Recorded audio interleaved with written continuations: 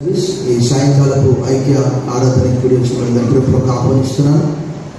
Great to all in the name of our Lord and saviour Jesus Christ. ప్రభువును రక్షకుడైన యేసుక్రీస్తు వారి దివ్య శుభ శక్తిగల నామంలో మీ అందరికి శుభములు, సమాధానం కలుగును గాక. దేవుడు మనందరినీ ప్రేమించి ఈ దినం 130వ దినం 5వ మాసం 2వ పరిశుద్ధ పుణ్య పునరుత్థాన దినం. ఇది ఇంటర్నేషనల్ మదర్స్ డేగా మనం సెలబ్రేట్ చేస్తున్నాము.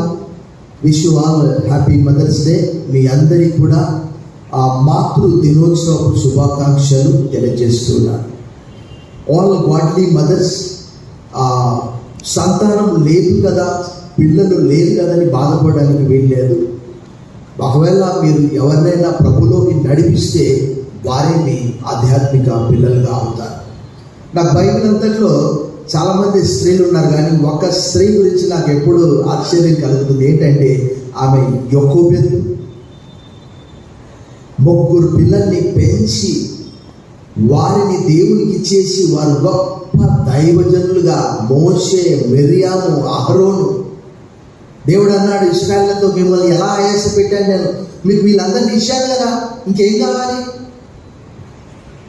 అని వాళ్ళ పేర్లు పదే పదే చెప్తున్నాడంటే ఆ తల్లి ఎంత ధన్యురాలు. బిగ్గరగా చెప్పడం బట్టి ప్రభుత్వం భయపరచండి. బిగ్గరగా